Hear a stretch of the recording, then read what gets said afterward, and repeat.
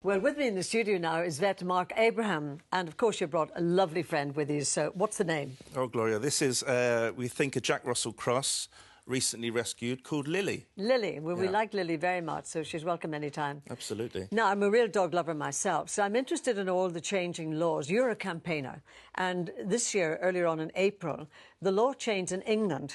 So how did that work? So it was after a 10-year grassroots campaign. It's called Lucy's Law, named after the most beautiful, brave, and I know you're a fan of the breed, Cavalier King Charles Spaniel, yes, who was rescued from a legal licensed puppy farm in Wales. And it's basically a ban on third-party sellers, third-party dealers. So it means that no longer can pet shops sell puppies or actually kittens. So it means that all breeders are accountable for the first time. So you have to buy direct from the breeder or go to a rescue instead. I was just going to say, to simplify that, so it's only the breeder, and not, for example, in a pet shop that we would have seen in the past. Absolutely. So or a rescue dog. Everyone who sells a dog now is technically accountable if there's a problem, which is the first time it's happened ever. Yeah. The problem is, though, on this programme, we have had terrible cases of dogs that have been brought in from abroad and they're in terrible condition medically, and sometimes no dog, even when the money's been paid up front. So how are you closing all the sort of laws around that? Well, that's the frustrating thing, Gloria, because at the moment, with Lucy's Law, is great because there's accountability and you have to go direct to the breeder, and the government's advice is to always physically see the dog, puppy interacting with its mum. However, there's still a legal route to market from abroad. So overseas puppy farms can send their dogs here quite happily, quite legally. Why? How or why? Because the law permits them to. So what we're doing now is we've set up a campaign called Ban Puppy Imports, and we're trying to raise the age so young puppies can't be imported, and the minimum age for import is 6 months, to close this sort of legal route to market down, because there's so many problems associated with it. I was just going to say, being devil's advocate, though, I would have thought the first 6 months are vital if you're taking on a pup. They are, but when it comes from pups from abroad, they can carry rabies. It's impossible to enforce the current laws, which is 15 weeks, and the primary dentition is incredibly hard for, say, border checks, even for vets to age a puppy. Yeah.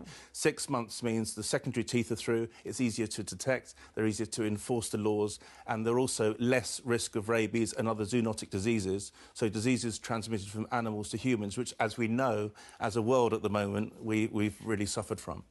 Yeah, so really you're cutting out the middleman. So these breeders abroad can breed legally, but they work through a middle person in this country. They're working through sort of agents, brokers, so they're basically being couriered. The puppies are being couriered direct from these puppy farms in sometimes Russia to direct to owners in the UK. So moving forward, how can we buy an animal, a dog or a cat, safely?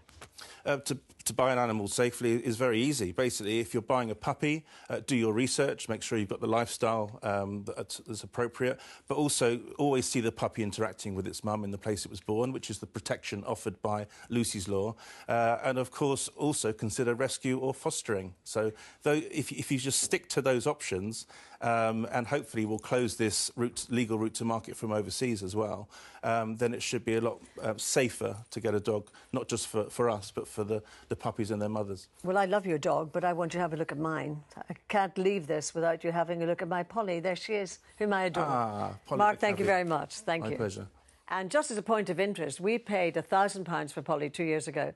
Nowadays, if you go on the internet or go to a breeder, £3,500. Yeah. So the price has really gone up, at least.